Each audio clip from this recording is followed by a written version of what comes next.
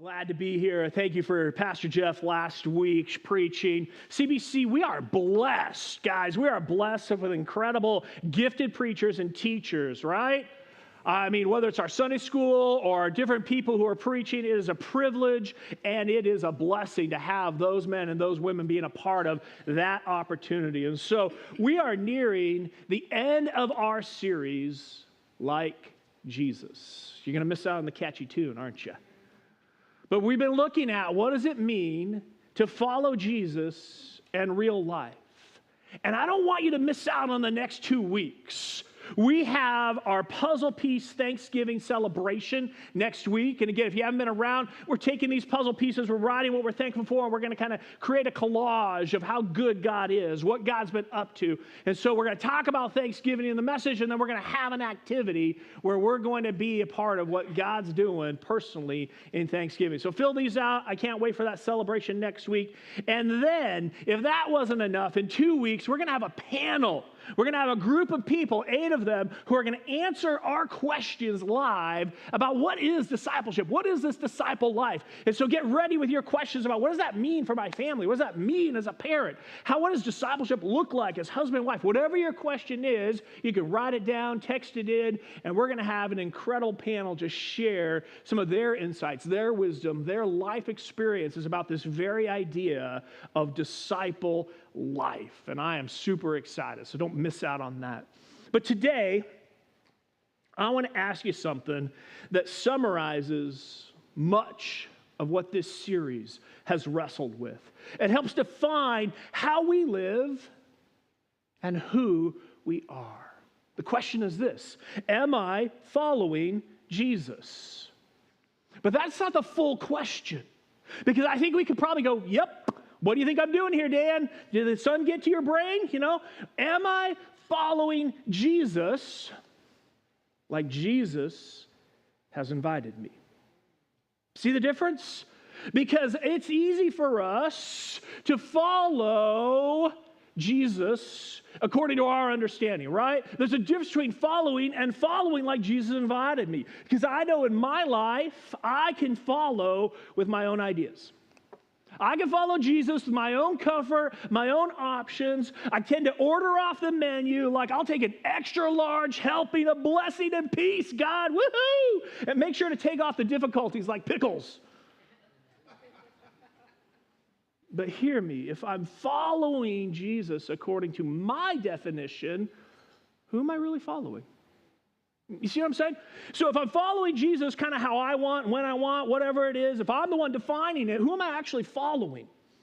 So we got to understand that if we're going to follow Jesus, it's at the invitation he has given us. And I said this a few times already, but my greatest desire, CBC, my greatest desire is to move you closer to Jesus.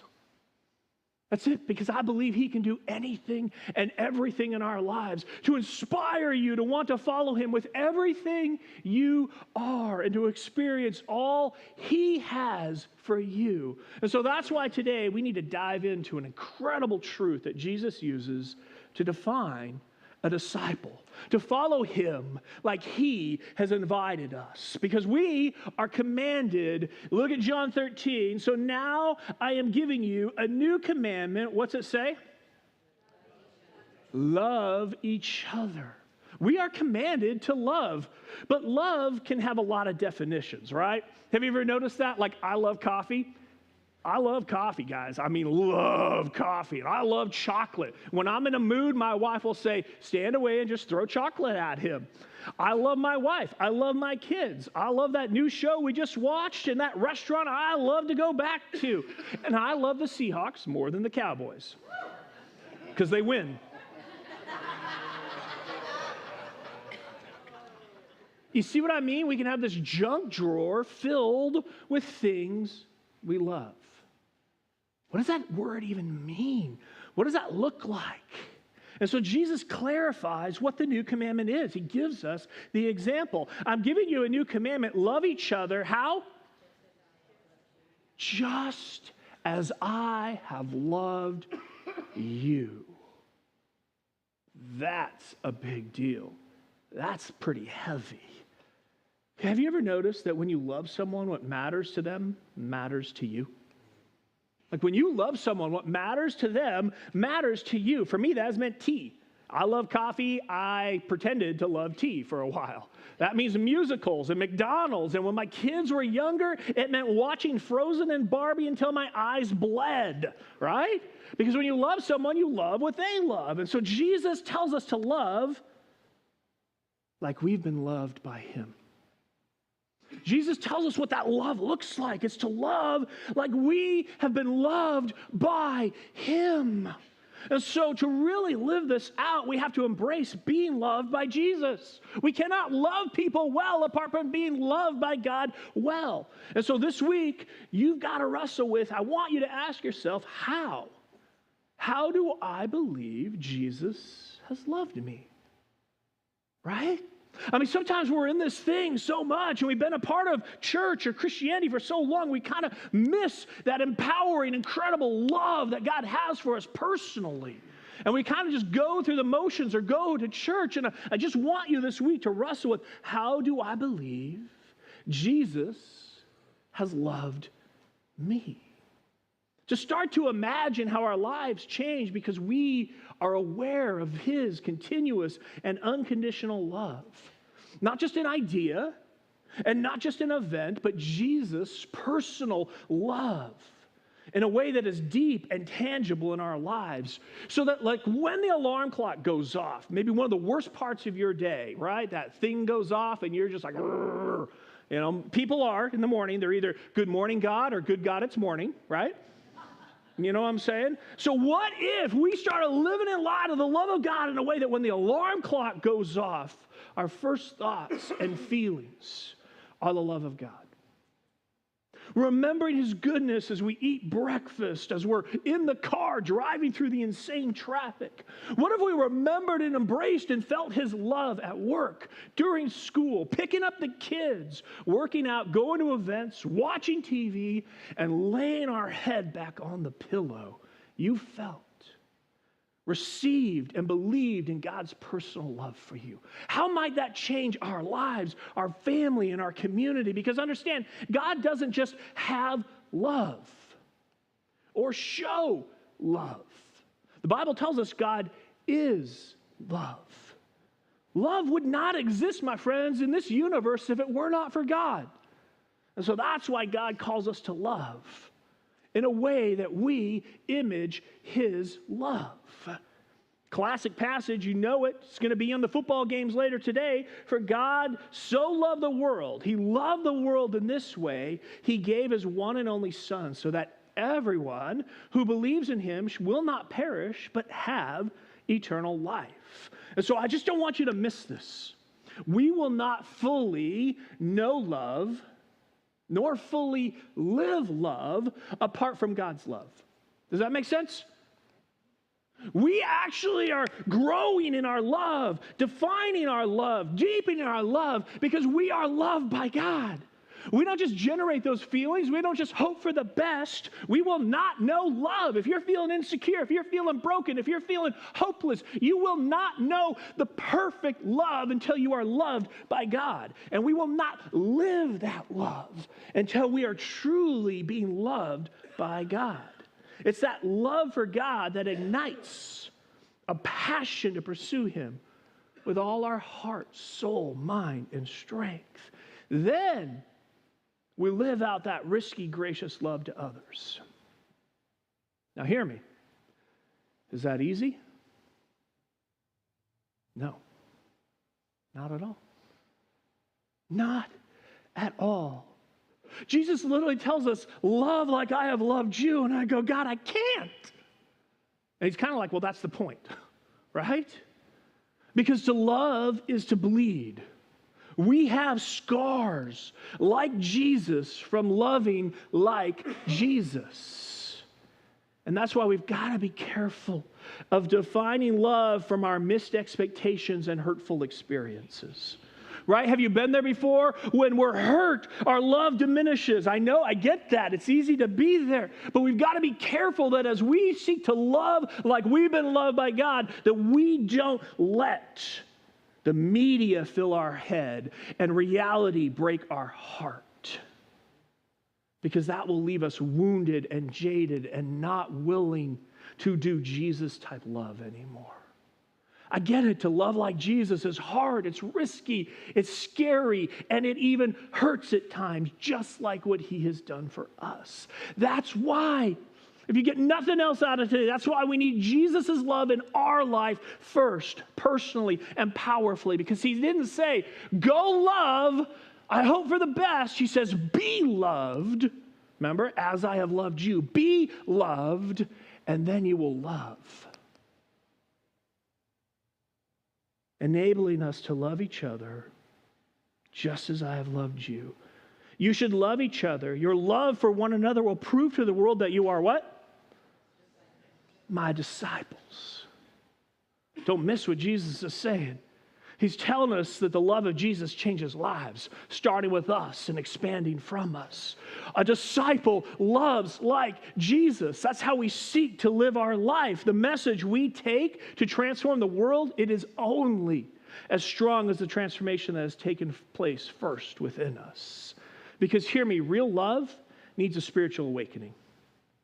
Real love needs a spiritual awakening anchored in truth and developed with others. We're literally talking about the direction of our life. The love of Jesus gets into every part of our being. It fills us and then flows out, spilling into the relationships we have. My friends, living the disciple life is a call to love. That's what Jesus tells us, because what you love is how you truly live. Is that not the case? What you love is truly how you live. It's the direction of your life. And so if we don't take the time to actually be marinated in the love of Jesus, we are rough, tough steak for the rest of the world. All right? I had barbecue last night. Sorry, it's still on my mind. Your love for one another will prove to who? The world that you are my disciples. See, Jesus shows us the example of his love and the extent. We can love like no other because we've been loved like no other. And so hear me. So much of what the soul is hungry for is love, isn't it? I mean, just think about what we do, how we live. It's because we're hungry for love. When we're insecure, when we're posing, when we're buying, when we're trying, when we get in that relationship, so much of what we're hungry for at a soul level is love. Our world is craving love, and you have the ability to love someone in such a way that leads them to Jesus. Do you remember the solar eclipse a few years ago? How many of you guys remember the solar eclipse a few years ago? I mean, we're almost 10 years ago now. But imagine you're inside and you didn't see the news and you didn't see the lead up and you didn't know the solar eclipse was happening, right? You're inside, you didn't notice it get dark, and all of a sudden you walk outside, you step outside and you see a bunch of people looking up. Right? You pause, you're like, what's going on? I'm not sure what's happening here. Everyone's looking up. What are you likely to do? Look up, right? But just because you looked up, you still don't know what's happening. It's dark. It's confusing. It's uncertain. The eclipse doesn't fit into your understanding of reality. And so you see this group of people pointing, staring, and sharing something amazing. You don't get it. How can this be? It's so dark, so confusing, so complicated. What do they know that I don't? And then someone hands you a pair of glasses so that you can look at the sun. That's what Jesus is saying. By loving like him, the world will know he is real. Show them the sun. And so that's why the biggest thing I can say today is this: your involvement must come from your investment of love. Don't miss this. I think we've gotten this twisted up in church world. Your involvement must come from your investment of love. And so that's why I want to challenge us for the rest of our time, for the next few moments, with what I call disciple shifts. Discipleship, disciple shifts. Some changes, tangible ways we can love God greater and love others deeper through some shifts in our discipleship. It's helping us to follow Jesus as he has invited us. And so the first shift I think we want to embrace embraces engagement over attendance. Engagement over attendance, because there is purpose and passion to who we are and what we do as a church. That means we're not just sitting in rows. I hope you know God, and I hope you know church, and I hope you know the people around you more than just rows, because we are seeking to engage what God is doing, not just attending something. It's our love for God that ignites a passion for His church. And I get it. Some of you might hear those words, passion for church, and you think that's an oxymoron. Right? Passion for church? What are you talking about, Dan? It's like those words, good country music. It's an oxymoron. Mwah. Now that I've offended everyone about the Cowboys and country music. Other oxymorons in our life is like a fine mess. What's a fine mess, right? Or airline food? Those don't fit together. Child-proof? Yeah, just have one over. Pretty ugly? Which way is that going? Jumbo shrimp and freezer burn. Those words are opposites, and they don't make sense. And so Jesus did not invite you to an attendance. Look all over His Word, and you'll never see Jesus says, hey, Sunday morning I want you to sit, and if you're extra spiritual, sit in two things. Jesus never invited us to an attendance to check off a box and hope for the best. But engagement. Because love moves to action, and that fuels our involvement, multiplying our love even more. And that leads us to our second shift, people over programs. People over programs. And I don't want you to miss how important this is. Church is not called to have a bunch of programs. Might be stepping on some toes today. But to love a bunch of people. Every program is simply an environment for relationships. You want to know what I mean by program? It's an environment for relationships to thrive, for people to grow, for people to know. But we've defaulted church into a bunch of programs if we're not careful. See, in the last 30 years, there's been this shift from relationally centric community to goods and service-based. Have you noticed that? What do I mean by that? Basically, relationships used to be what mattered to us, right? This is why porches used to be built on houses in the front. Howdy, neighbor. But now it's like, get the door up, drive in, close the door. No neighbors, nobody saw us, right? We used to be very relationally centric. We used to be community minded. And now in the last 30 years, there's been this shift to what do I get out of it? What's in it for me? It's goods and service based. And so now it's the product. We literally define things about what do I get out of it, whether it's toothpaste, toilet paper, or going to church. Is there enough of what I want at this church for me to attend? Go back to the first shift. And so church has become marketed with a bunch of programs so people can have more of what they want. And if we're not careful, that is what we start to love about our church. Tracking with me? And we miss loving His church. And so hear my heart. I want you to love this church. I love this church. I'm so glad to be here. But the number one thing I want you to love about this church is God is here. That we go from, I like my church, to He's called me here. I'm a part of something God's doing in this family on mission. And because of that, you want more people to experience what God is doing and His love. For you and I to love from the center of who you are. Don't fake it. Be good friends who love deeply. Practice playing second fiddle. Don't burn out. Keep yourself fueled in a flame. Be alert.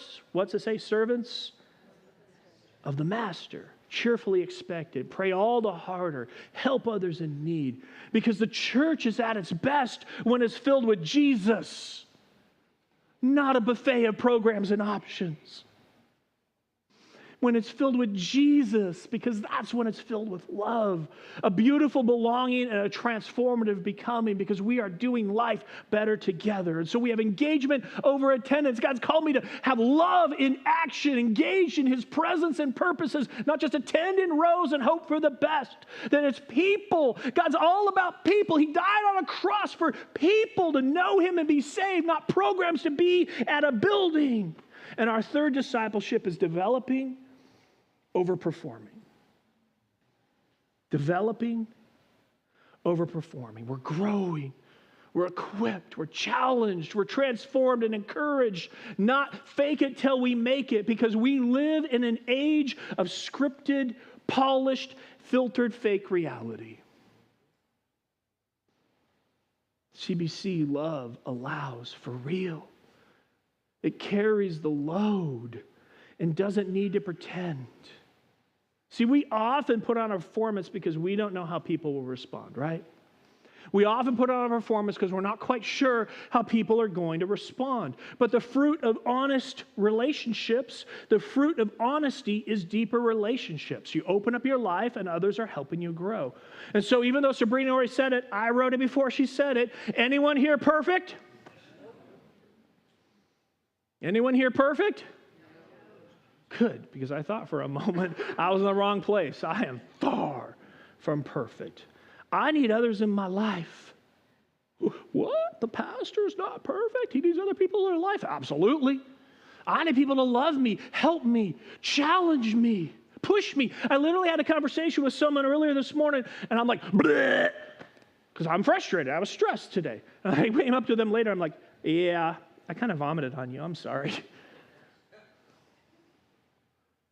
I need people to lead me closer to Jesus and love me like Jesus, just like each one of us.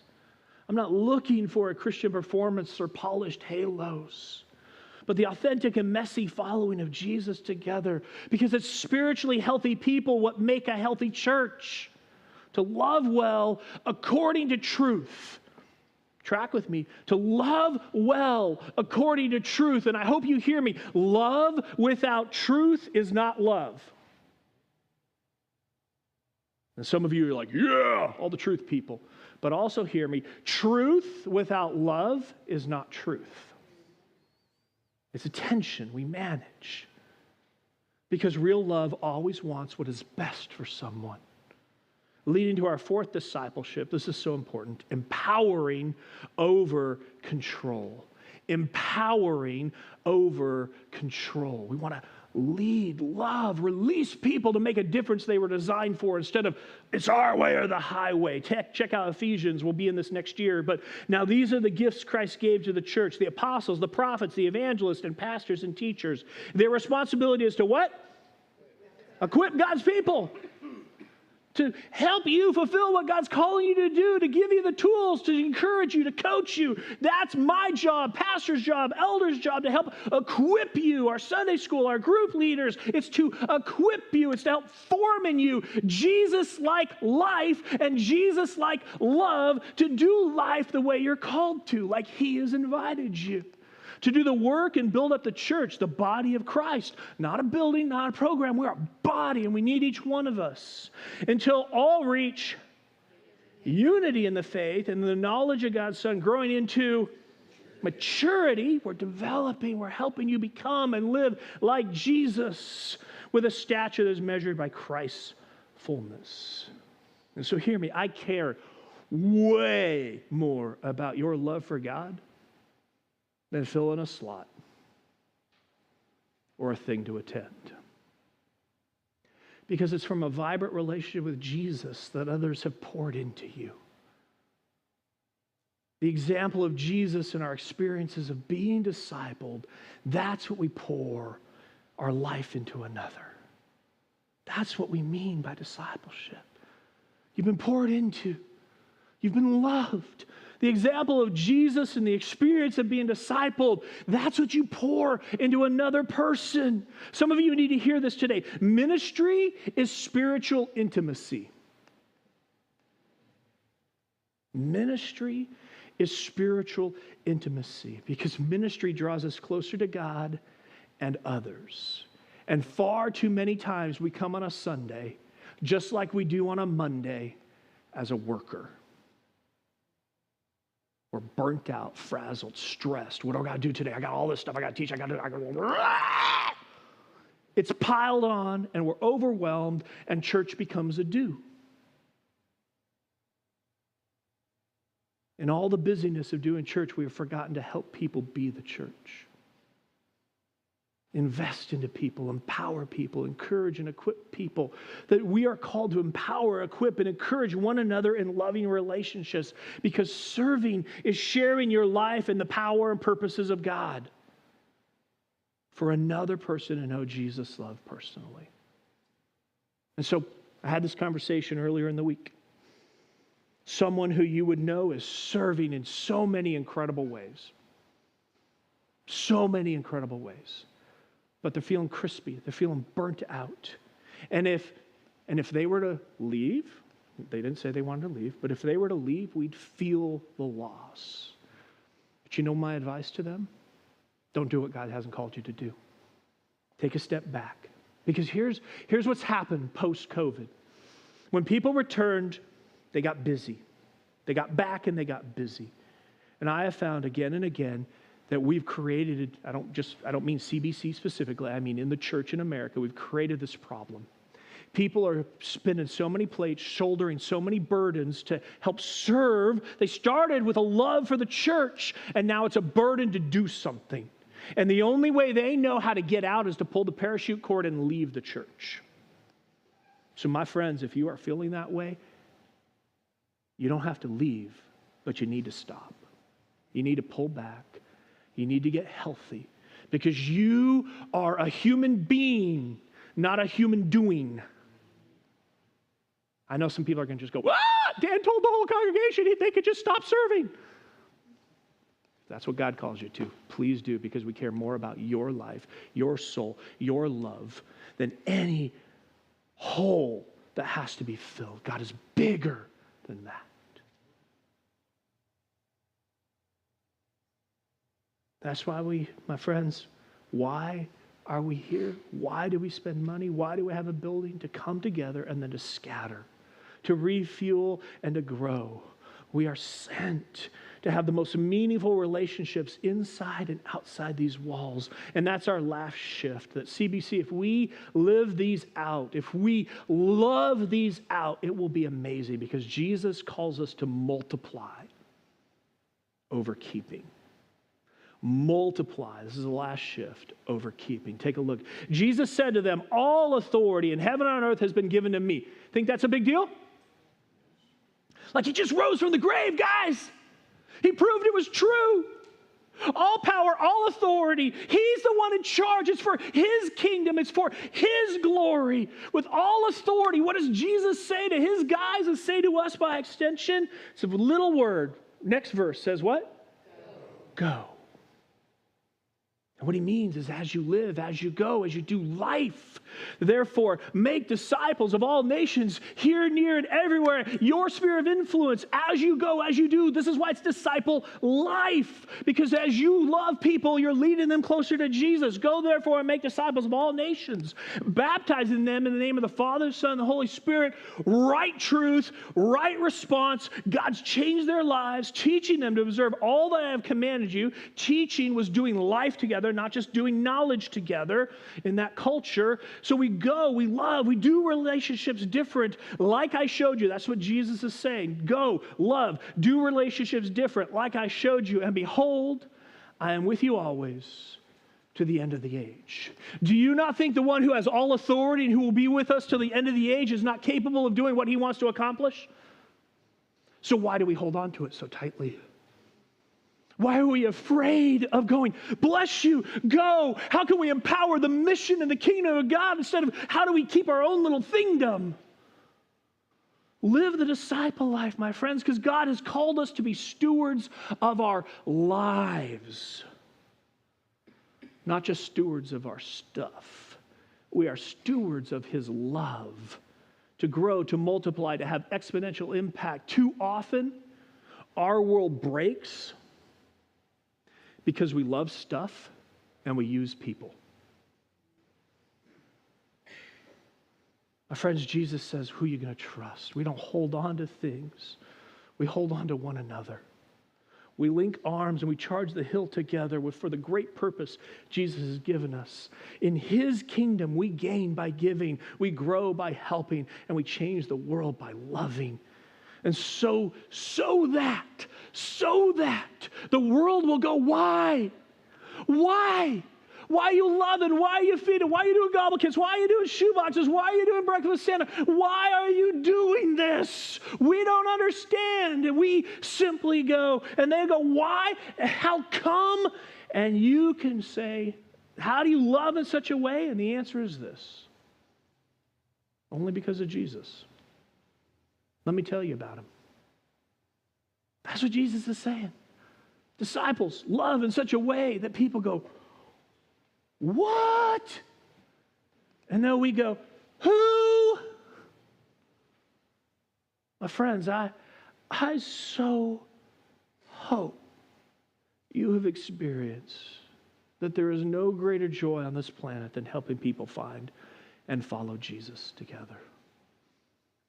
Because when we hold on to things as our own, that's all we get. We limit it. But when we lay it before the altar, God multiplies. When we leverage it for Jesus, like the love that God grants more. And so one of my favorite missionaries of all time, Jim Elliot, you know who he is? He was martyred for his faith many years ago. He says it so well. He is no fool who gives up what he cannot keep to gain what he will never lose. Or, as any parent knows, love gives up small things for big dreams, doesn't it? As any parent knows, love gives up small things for big dreams. To follow Jesus as He invited us and see lives changed by love.